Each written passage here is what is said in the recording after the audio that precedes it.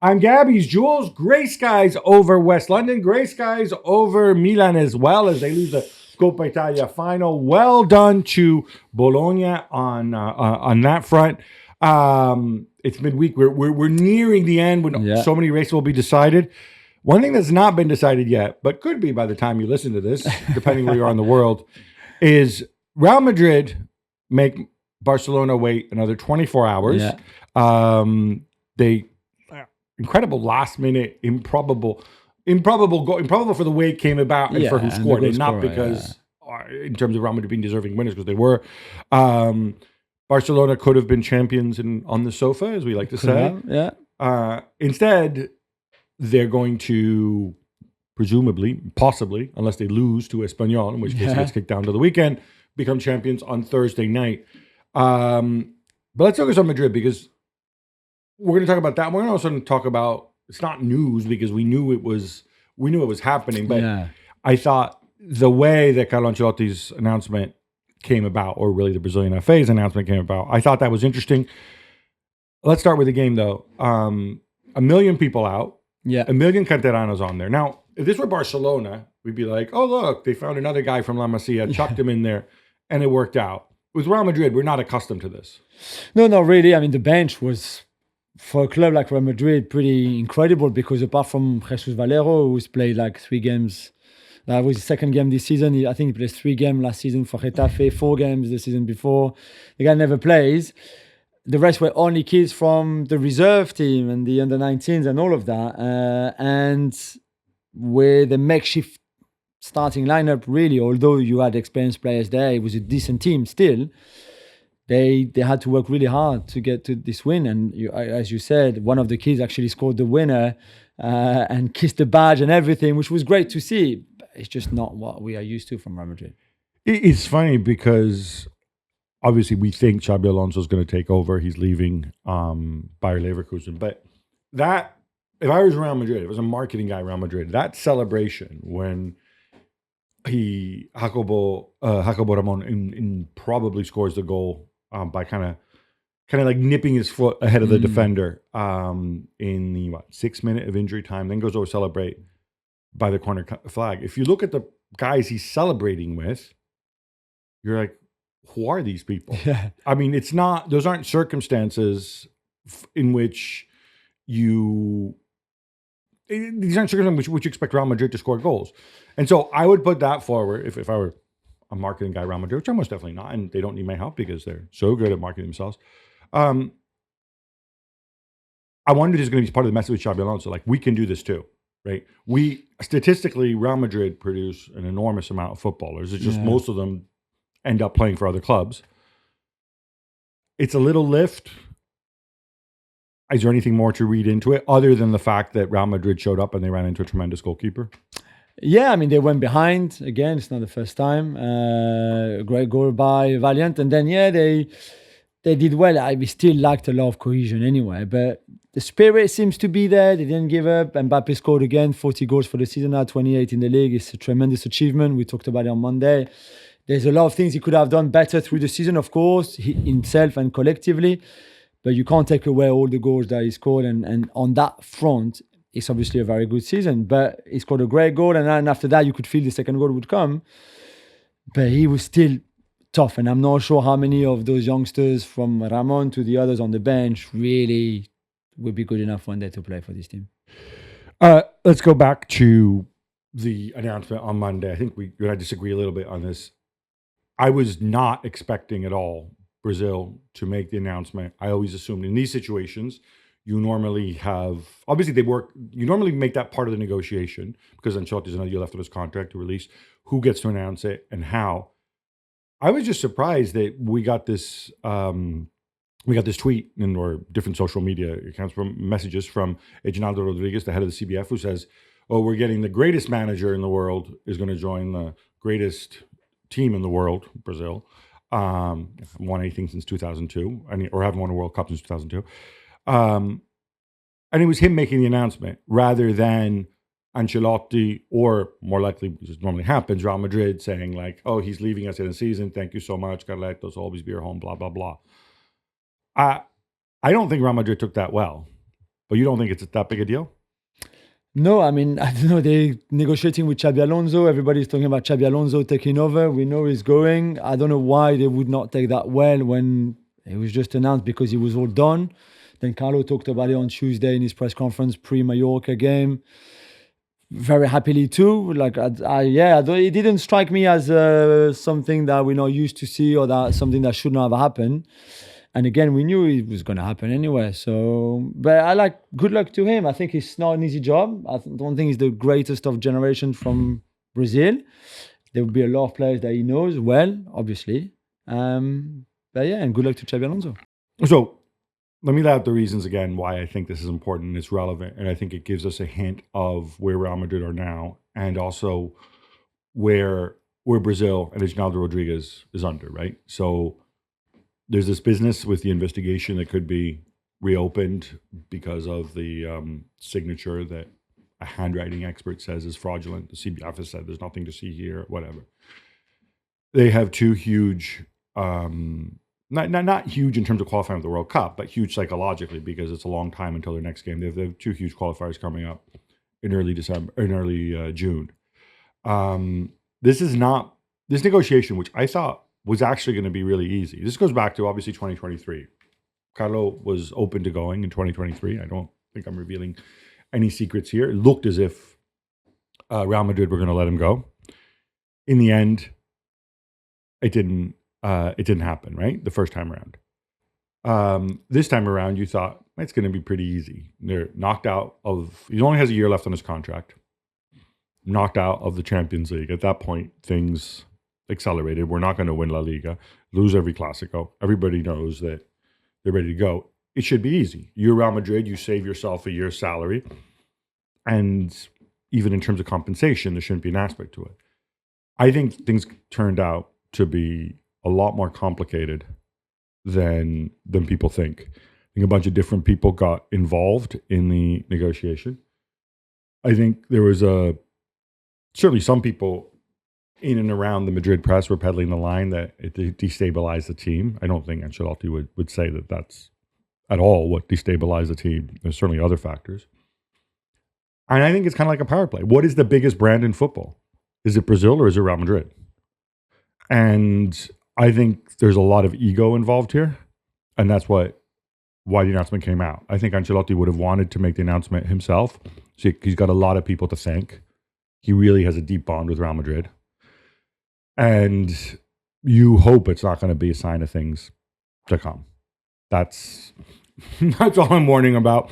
He's bringing part of the gang back together. Paul Clement, who of course was his assistant at Real Madrid the first time around, will be joining him in Madrid. David Ancelotti may not. He's been linked with Rangers. Yeah, he's on their shortlist. Yeah, and I think Como maybe in case Cesc Fabregas goes. I mean, there's a point where he has to go and do his own thing. He can't stay with his dad all the time, and he's good enough now, I think, to get a team somewhere. So that makes a lot of sense too. How do we know though? Like, it's always tricky when you appoint a number two because you never quite know what they do. You're always going on secondhand reputation and stuff like that.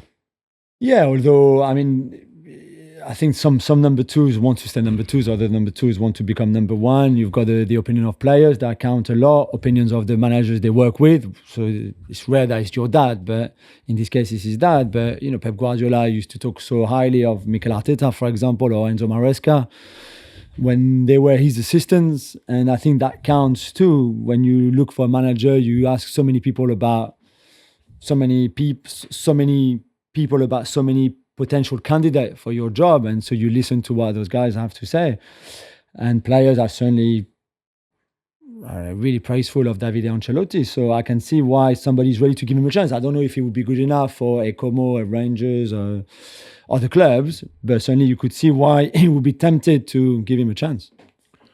Yeah, I don't think he has anything to benefit from going to join the staff in Brazil. I don't think there's any upside. It's not going to help him improve as an assistant coach because you're only working every so often. All you're doing is just like scouting players.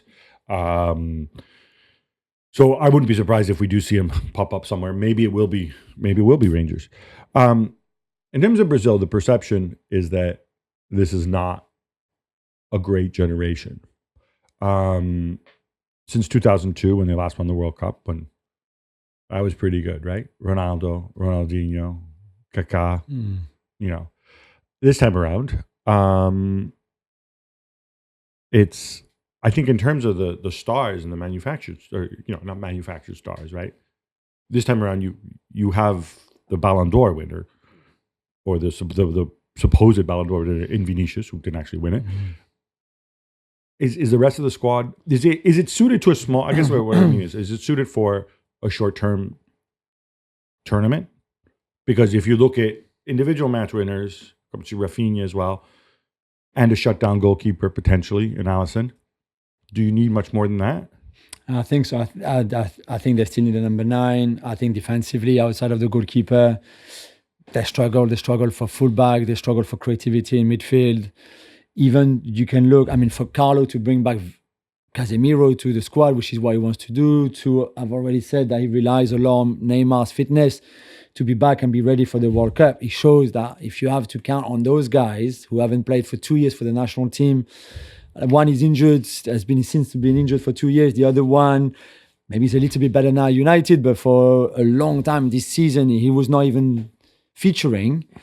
It shows the lack of quality, I guess, and talent and leadership, maybe even in the team. So there's a lot of work for him to do. I think the pragmatic side of Ancelotti is probably good for international football to some extent.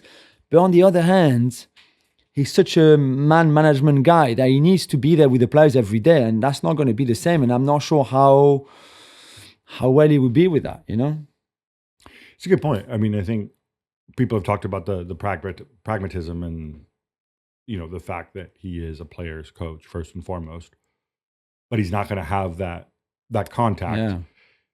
Yeah.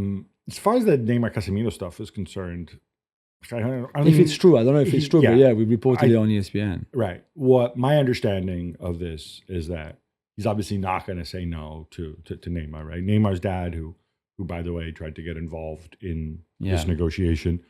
What's he going to say? Oh, no, I never want Neymar. I don't want to see the guy, right?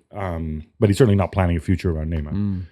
Casemiro's a little different in the sense that I think he looks at this, or my understanding is that he looks at this as the fact that, as you said, Casemiro's been doing a little better for Manchester United. We have no idea. The World Cup is, a year away? We have no idea what Casemiro's next 12 months are going to be like. Where's he going to go? Yeah. What intensity of football is he going to play? Now, if Manchester United go in the Champions League and then all of a sudden Ruben Amorim's light bulb goes off and says, I'm going to build the whole team around Casemiro, and Casemiro plays 60 games or whatever, you probably don't bring him back. But if it's a case where Casemiro stays fit, if he stays at United, or if he goes somewhere else where maybe the football is less intense, if he goes into a World Cup fit, I think he would have a lot of trust in him for that specific role. Doesn't mean he's definitely going to start because he has other options, Bruno and whatnot. But I think he's keeping the door open there. I think he's also he's big. He was really impressed with Julien, the former defender, who is now, I think he's like I don't know what is exactly, but I think maybe he's technical support or something for the Brazilian FA.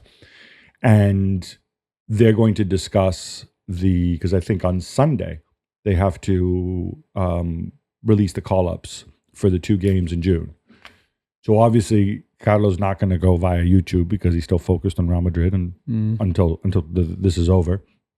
So they're going to guide him. He's got a really strong relationship, and he was really impressed with them.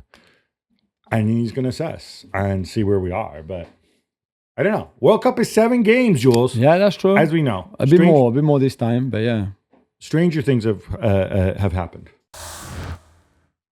All right, enough Ancelotti. How about some quick hits instead? Let's go, Gab. Darren Doy scores the only goal as Bologna beat Milan 1-0 in the Coppa Italia final to win their first trophy in 51 years, which is a really, really, really long drought for a club that have been Serie A champions 7 times. Yeah, it is. And to be fair, great achievement this season, what they've done. And Vincenzo Italiano to still be in the race for top 4, to have played in the Champions League, to have started the season so slowly like they did, and now to win this Coppa Italia for the third time in their history. It's 1974, the last time, so 51 years ago. It's a long, long, long, long time. Credit to Italiano, of course, to the players, especially after the departure of Mota, Zirkzee, Calafiori, Giovanni Sartori, of course, building these squads and doing really well.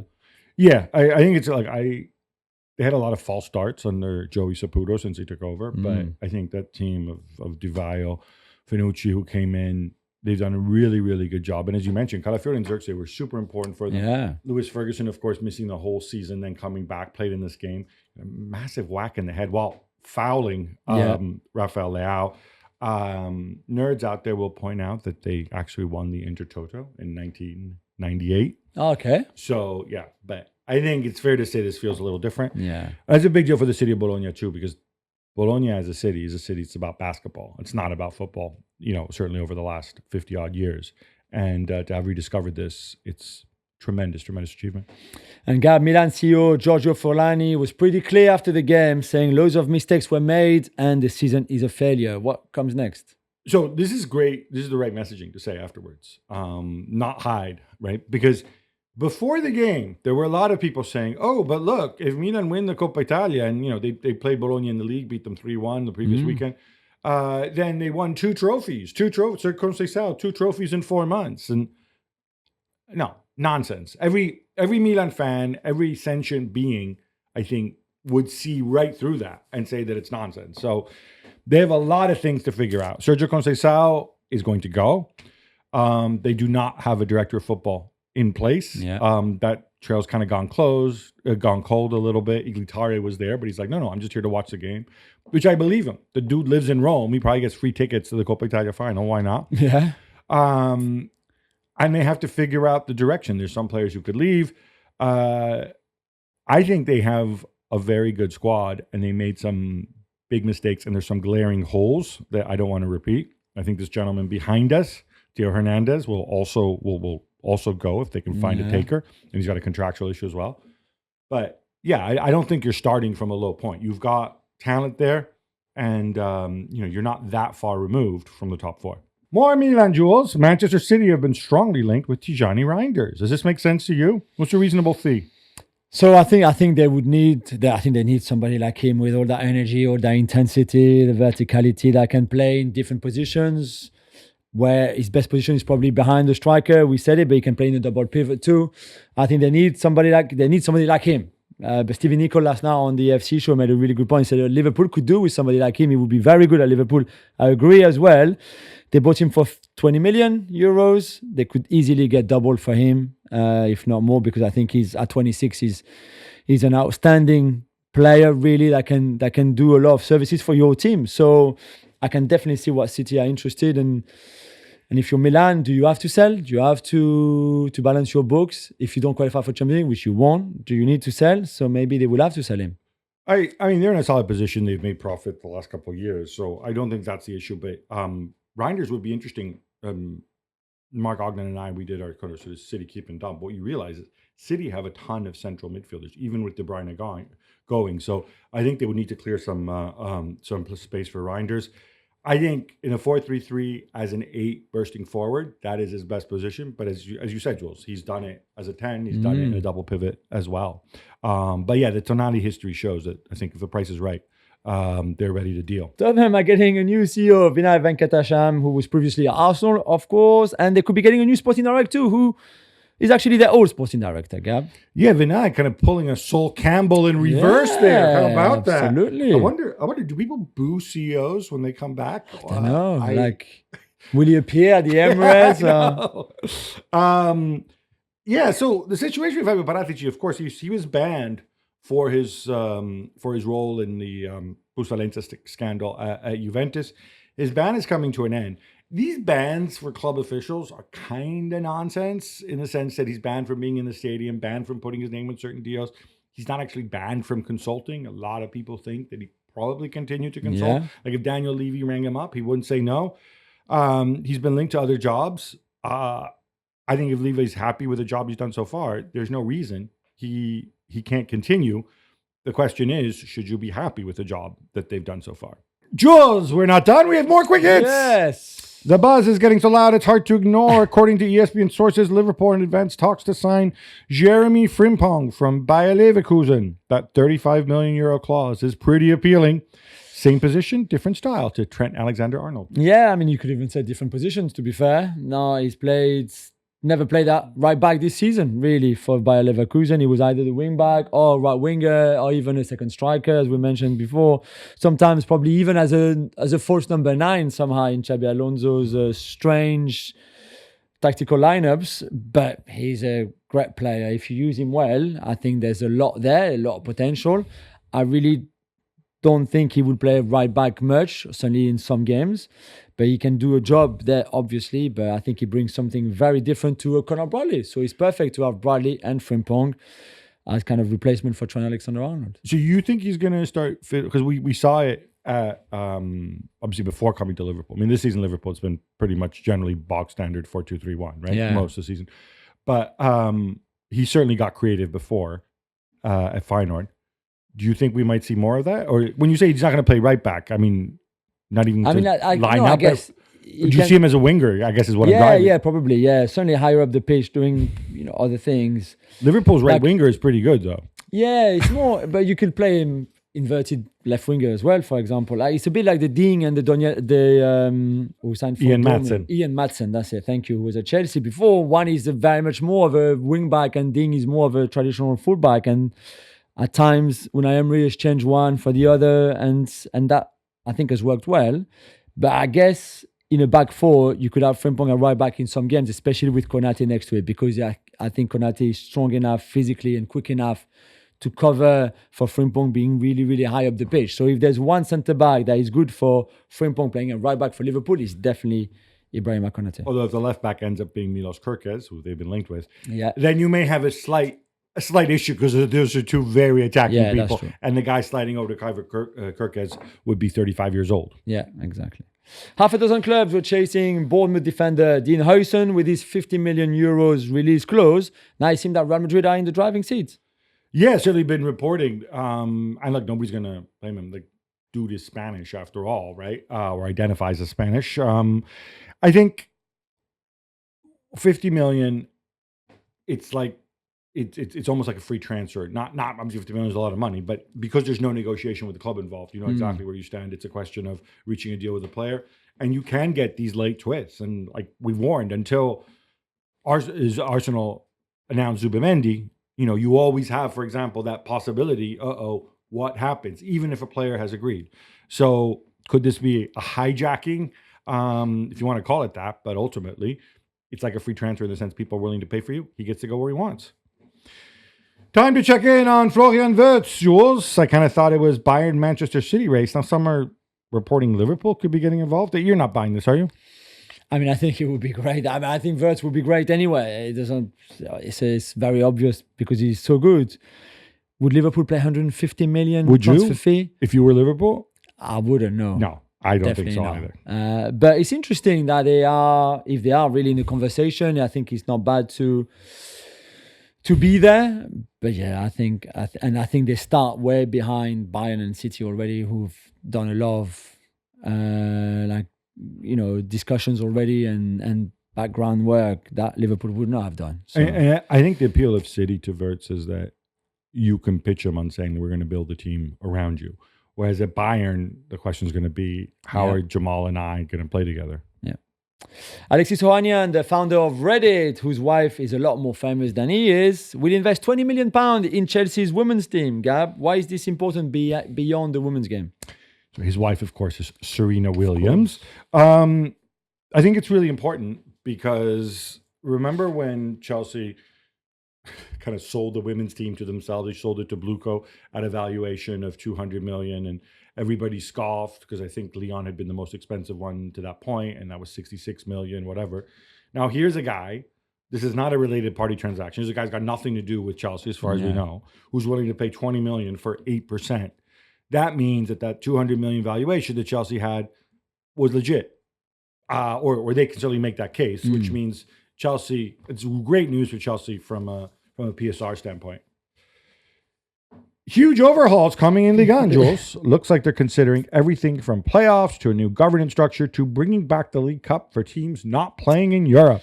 Yeah, and don't forget launching their own channels to broadcast their games and things like that. So it's a huge summer. They're thinking about playoffs for winning the league, like we see in France for the women's game. They will copy the format of the Premier League here and how it's run and how it's governed. And you're right, they're thinking about the League Cup for the teams who are not in Europe for an extra competition and something that maybe teams that don't usually win it have more chances because you won't have PSG, you won't have Marseille or Lyon or Monaco and that kind of stuff. So it'll be very, very interesting summer. Do you like this?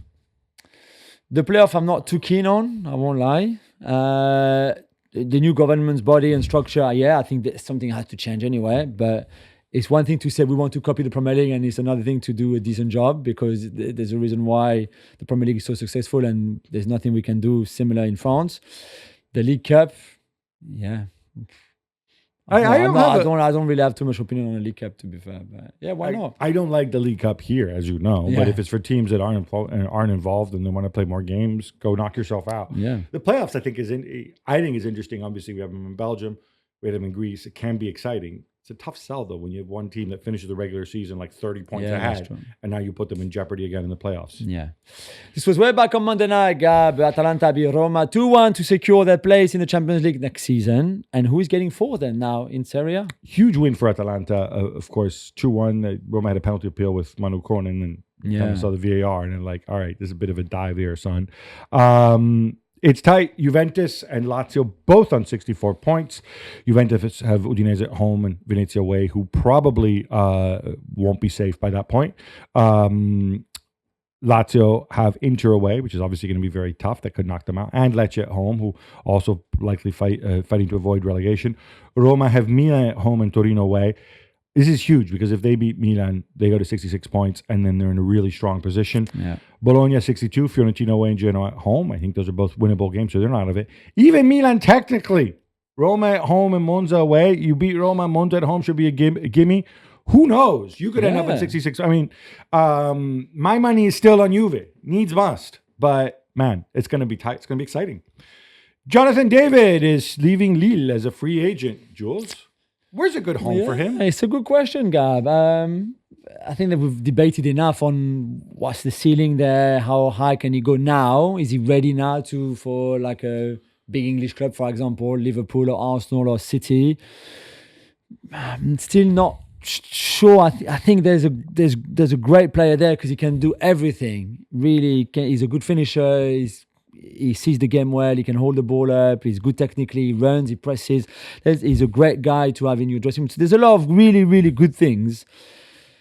But it's a massive step up from Lille and Ligue 1 to any top clubs in England or in Italy or even in Spain. And I don't know if there's something in between, maybe, because he's only 25 years old, or if he goes straight and we see how he does. As a free agent, he's obviously very appealing. I understand that. And he was not on big money either, like in terms of salaries.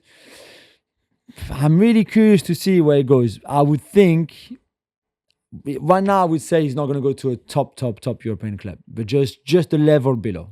So level below type clubs. Are you including Spurs in the top? Yeah, top so clubs? like Tottenham. Yeah, so like Tottenham. I think even Milan, but in the sense that they're still great clubs, but they're not. He's not going to Real Madrid. Is what you're not saying. Real Madrid or Liverpool or Bayern Munich and those kind of clubs. Barcelona on a free. Given he presses and he works. You say that, no, you're right. And they have no money. I don't know. Because then you can also have him. I think he's a great squad player to have because you're not going to pay anything for him. If you're Chelsea and you qualify for the Champions League, I know he doesn't fit the bowling model, but you're goodness right. me. Maybe I take it back. So he might end up in a big club. Sorry, after Gab convinced me, but I'm just not sure if he's ready yet to score 25 goals, for example, for Chelsea in the Premier League or for City or Spurs. That's where I'm waiting to see a bit more.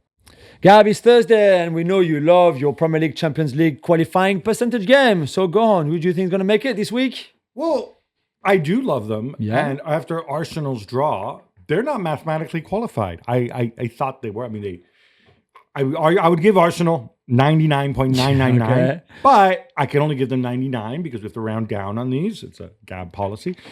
So I look at this, and they have Newcastle at home and Southampton away. And then all of a sudden, like, Newcastle, big win last week. Yeah. Southampton away, big draw last week. So, I'm sorry, Arsenal, I can only give you 99%. I'm going to give Newcastle 95%. Arsenal away, they could easily lose that, but they're on 66 points. That's pretty good. And Everton at home, I think Everton are going to be on the beach on the last day of the season. Aren't you? Wouldn't you be if you were Everton? I am already. City, I've only given 80%. The reason is they're on 65 points, so they can be passed. Chelsea and Villa are both 63, so City could theoretically fall beneath them. Yeah. Bournemouth at home, that Iraola is sneaky, isn't he? And you never know what you're going to get with Bournemouth. And Fulham away, they might open the stand with an infinity lap pool. Yeah, that would be cool. Marco Silva is one of the more handsome managers in the Premier League. So I don't think it's done at all. So I'm only giving them 80%. I've got Chelsea on 63. They've got United at home this weekend. We presume, or even on Friday night. I think I'm going to that game. Friday night. We presume that's a Chelsea win, right? So you're almost there. But then it's Forest away, and anything can happen because that could still be a head-to-head. Villa, they're even better. They're playing the Europa League finalists. Spurs at home and United away. Nothing to say they won't run the table. The problem is 69 points. I don't know that's enough to get you in. That's why I've only given them 25% chance. Forest, sorry, but you screwed the pooch with that late draw. You can thank Mr. Facundo Buonanotte. West Ham away. And then Chelsea at home, even if you win that, Forest could only get as high as 68. I don't think that's going to be enough to qualify as one of the top five. Bayern will make an offer for Jonathan Tah this week. They prepared the offer, say the insiders in the Sabener Strasse. This is a no-brainer, right? But if you were Jonathan Tah, would you be looking elsewhere? Yeah, I guess so. But again, his dream might be to play for Bayern Munich, which is obviously the biggest club in Germany. He might really, really fancy that, working with company, being there. If Wirtz goes to, there's Musiala, there's a lot of people, a lot of players that he knows, that he might be really tempted, want to play with them. I still think that if a top English club comes, what about if Real Madrid comes to have him as a squad player, for example, or potentially starting some games, etc.? Would you not be tempted? I don't know. I think he's got his name written at Bayern, and that deal will happen. And then he does. The only thing I would caution about this, and look, he's already playing for a manager who likes to have his guys on the ball and whatever else. The only thing I would caution about this is I think Bayern are going to have to go into sort of a mini rebuild because there's a lot of positions that need strengthening. And the Upamecano, Kim, those are the guys going to be playing with. They're exposed a lot in the way company plays. And obviously, that's something that he had a little bit at Leverkusen and then less so as it went on. You may just want to think about it. But yeah, if you don't want to move to a different country, sure. Yeah. You'll make a lot of money at Bayern and you'll win titles. With Xabi Alonso moving on, Bayer Leverkusen need a new boss, obviously. Early names out there are Cesc Fabregas, we mentioned a bit earlier, and our friend Erik ten Hag. Can you imagine? Should I bother asking you who you would pick out of the two? You can. You know my answer. Yeah. I think I know your answer too. Yeah, I think we'd both be. The only thing with Cesc is the Como are convinced that Cesc is going to stay. Obviously, Como have extremely wealthy owners, and they're willing to spend money, and they finish mid-table. I think Milan are going to take a very long, hard look at Cesc as well. Mm-hmm. It's amazing. I heard him talk on it was Coppa Italia last week. It was brilliant, wasn't it? You watched that too? Yeah. It was phenomenal. Really good. And his Italian is just perfect. I was like, wow, man. Wait, it's been 2 years. I know, Spanish. but still, and also, he's smart. He's like a clever guy. I know, but still, I was so impressed. But he, I think if they're going to continue to get the backing, and look, at some point, if they qualify for Europe, there might be an issue there. Yeah. But there's no reason he couldn't take a run at the Champions League or Europa League next year with this Como team if he keeps hanging on to the players he does. So that may be more appealing than a Bayer Leverkusen rebuild if you're Cesc. Whereas if you're Erik ten Hag, different story. Definitely. Sean Dyche talked about Ruben Amorim and said he reckons that if he went there and played 4-4-2 and just gave United players, quote, basic rules and principle. Oh my God. They would win more games. Is he right, Jules?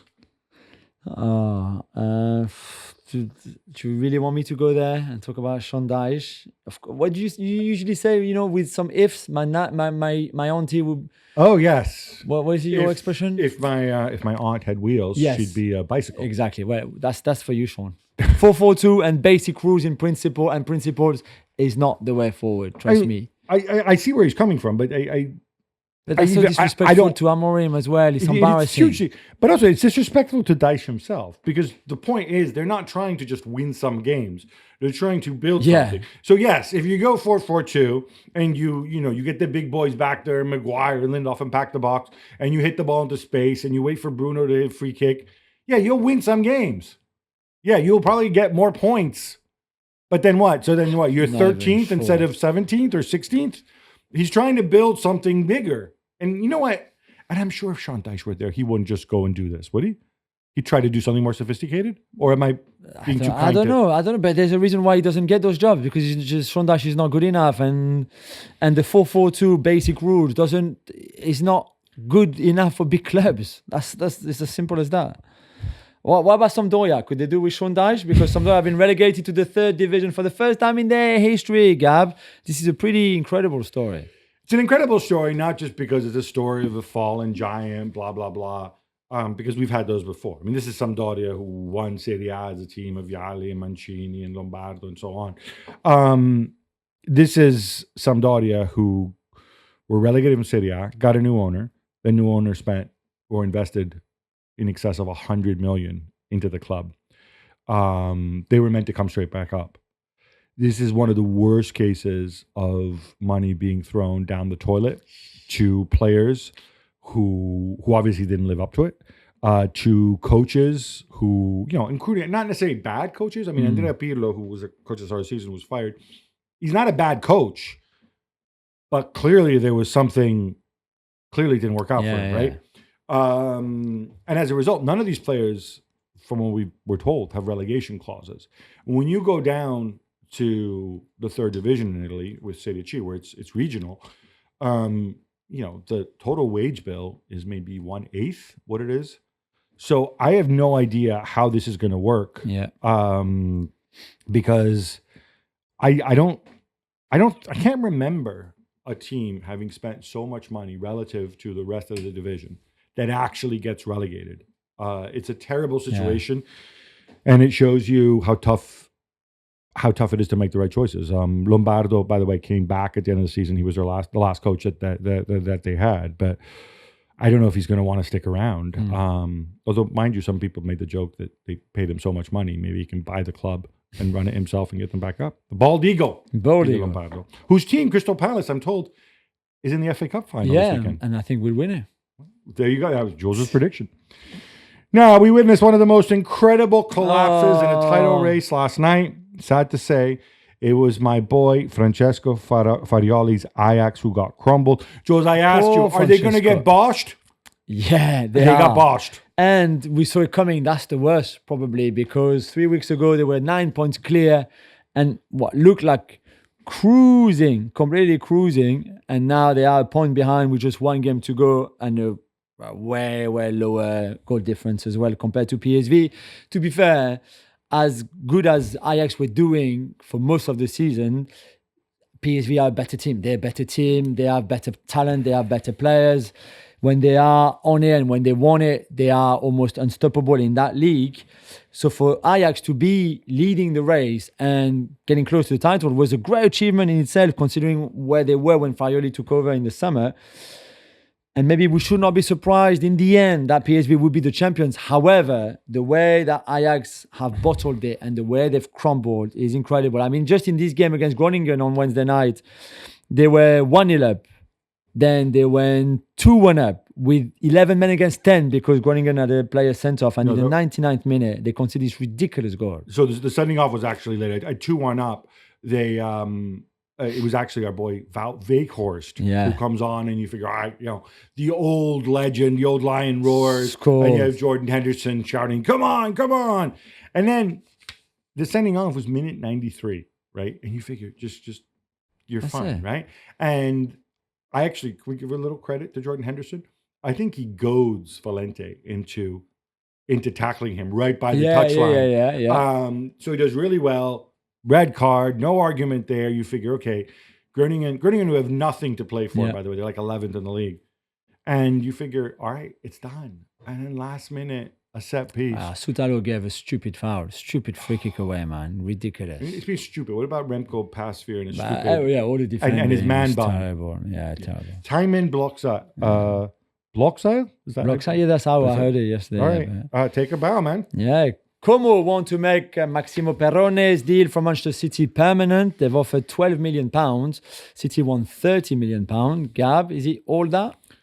There's a big difference in price here. Yeah.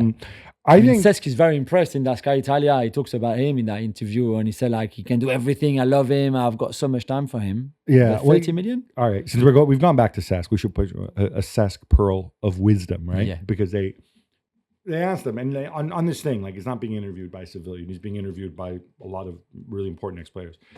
And he said something about, when do you want your player to follow your instructions?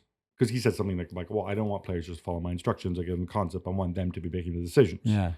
And then he said, like, but then what's the point of having a coach out there?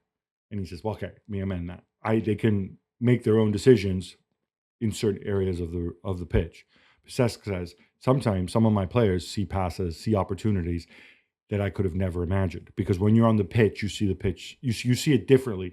That level of humility from a coach, because a lot of coaches just say lip service, like, oh yeah, the players make the decisions, fantastic, my players are fantastic. But that level of humility from a guy who on the pitch could see more than most other people, I thought was pretty remarkable. But yeah, going back to Perrone, they have the option to extend the deal another year. So if City don't take 12 million, then Como might just say, all right, no, fine, we'll take him for another season. And I think that's what they're planning. I don't know. In our City Keeping Dunk, Ogden and I argue that I think City should try to get Perrone back, have him play at the Club World Cup, perhaps, and then maybe you can send him back to Como for another year. Work it out, but let Pep have a good, long, hard look at it, because he can give you some things which I think are different from the players you have, and he has a lot more energy because City's midfield, is packed with older players. Bernardo Silva's 30, Kovacic is 31. Gundogan, who somehow wangled the extension who managed to trigger it with his appearances, is 72, something like that. Yeah. Like, you can use some of that energy. Marta is coming out of retirement at age, or international retirement, I should say. She still plays for the Orlando Pride at age 39 to play for Brazil once again. Jules, I can't work out if this is a good sign or it's a bad sign. But maybe, so there's the Copa America and there's the Women's Copa America in the summer, and that's why she's coming out of retirement for. And maybe it's a Casemiro type that we explained earlier when we talked about Brazil and Ancelotti in the men's side. I don't think she will start every game. I think hope not. Brazil could do probably with her being there in the squad, her experience, playing maybe some minutes. There might be games where she can play a bit longer if they're already qualified for. There's a lot of things that maybe she can contribute to. And I guess if Brazil call you back, you can't really. If you're Marta, you can't really say no, right? So let's see how it goes. But if it's for that kind of role, I'm all for it. If it's to start her because you see her as a savior, I would hope you not. don't have enough talent, which is not true. They have talent behind. So let's hope she's there to nurture all the young talents. I wonder if she put a call in and she was like, ooh, Copa America is coming up. Do I want to sit here in the humidity in Orlando, or do I want to go and play in the Copa America one last time? Well. Let me see if you'll take me back. And then he says, oh, sure, Marta, we'll take you back. But the reason I say this is because you're building a team for the World Cup in 2027, right? Yeah. And Marta presumably She won't be a won't be part of there. it, but who knows? She'll only be 41, right? Yeah, true. Gabi, turns out that Taiwo Awinori injury was a lot worse than he appeared at first at the weekend with Forest. He underwent emergency surgery and entered an induced coma. Does this put Mr. Marinakis' action this past weekend after that game against Leicester when he came on the pitch in a different light? I told you, for me it does. And for me it also, I didn't have this massive problem where everybody lost their minds when he came onto the pitch. And he asked Nuno what was up. It looked like he was really, really hurt. Yeah. Right? It was like he's running into a truck there. the medical people come on and they give the thumbs up, and so Nuno makes a different substitution, doesn't take him off. Now, this is a really serious situation. Now, it's been Daily Mail reporting that he's out of the induced coma. Hopefully, he'll be okay. But Jules, you're more medically adjacent than I am. How do you really get this serious. wrong from the people who are on the pitch? I guess they asked. You could see the doctor or one of the medical staff asking Taiwo, like, "Do you feel? Okay? How do you feel?" And I think it looks like he's saying yes, and so they go the thumbs up, as in like he's okay. He thinks he can play again, but you can only ask the player, because you can't see the broken ribs, or you can't see his intestines issued. If you're a doctor, I don't know. Maybe it's a bit more difficult than it looked like, or maybe not. Maybe it was just like, as a doctor, you could see that it was clearly not good, and you could have said, no, he can't come back on. We can't take that risk anyway. Make another substitution and bring on and take him off, really. So I'm not sure, but this is well serious. Mr. Marinakis saw it from the stands immediately.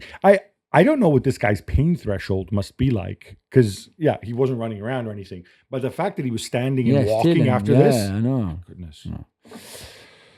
Everton women's team will play Goodison Park next year as the men's team moves to Bramley Dock, to the new stadium. Is this a good idea, Jules?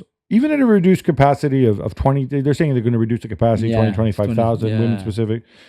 They only drew 1,256 a game this past season. Yeah, and I don't think they played many times at Goodison, though. So maybe... Yeah, but I'm sure they didn't play in a stadium that held 1,256 and sold it out all the time. But I think there's a big appeal for fans to go to a women's game when it's in the big stadium too. It was that, or it was going to get demolished, and I don't know what the plans was to build instead. I think there was a lot of fans who wanted the stadium to stay.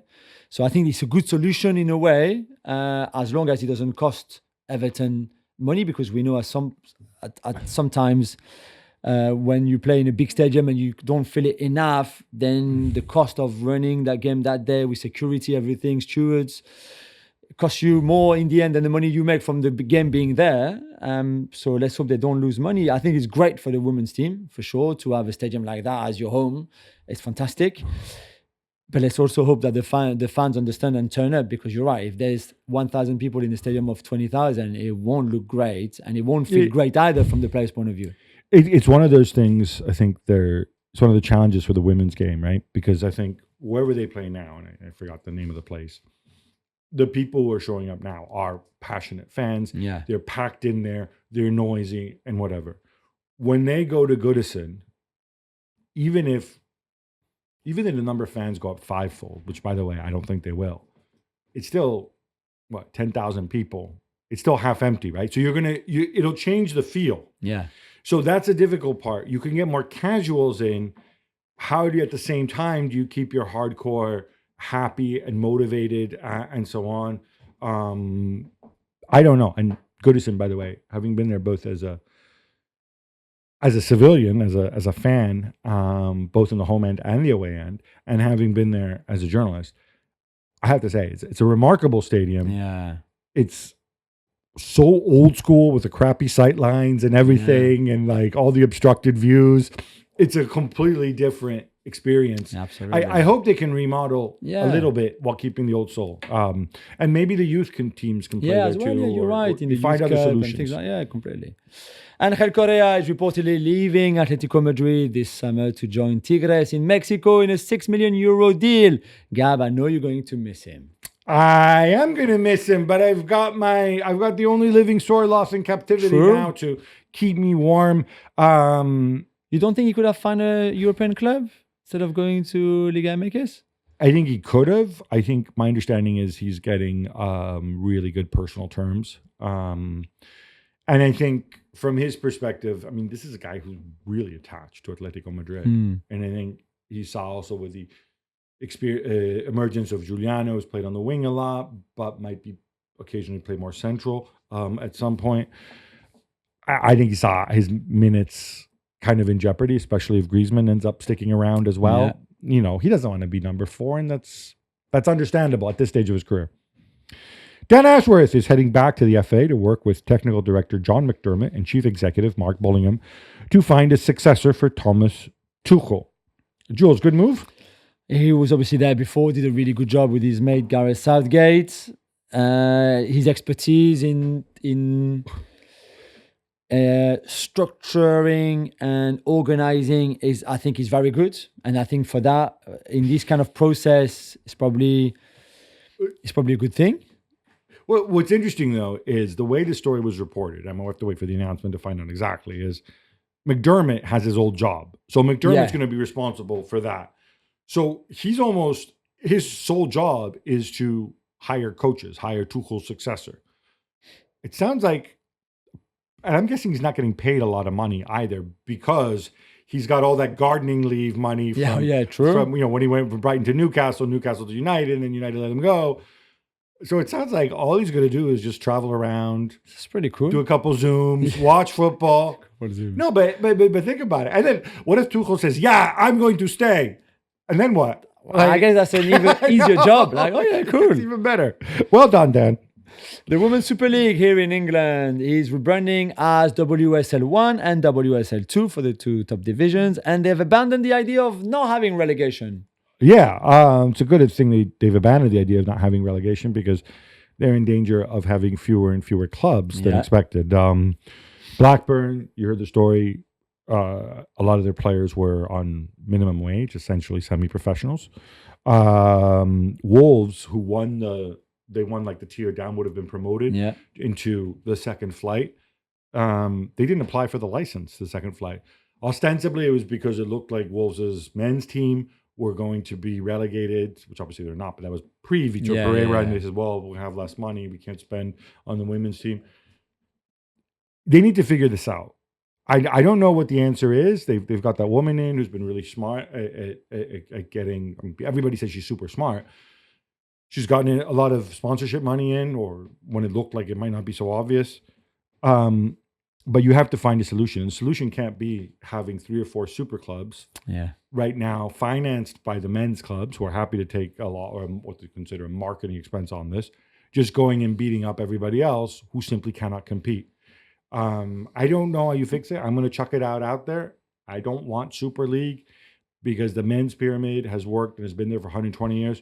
We've not had a women's pyramid for 120 years. Maybe the women's game needs a different model. Maybe there should be a European league for those teams like Barcelona, like Lyon, who are willing to throw enormous amount of resources at the women's game and compete the higher level. And maybe the rest of it should be more like a normal pyramid with teams that are sustainable.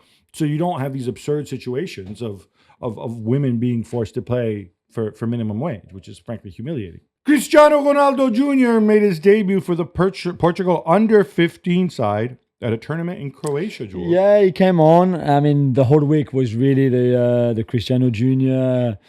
week in Portugal. They had so many cameras, so many journalists, fans being there. His nan, Cristiano's mum, was there, obviously, following him everywhere. I mean, he looks really cool. I think there's a swag about him. There's good vibes about him.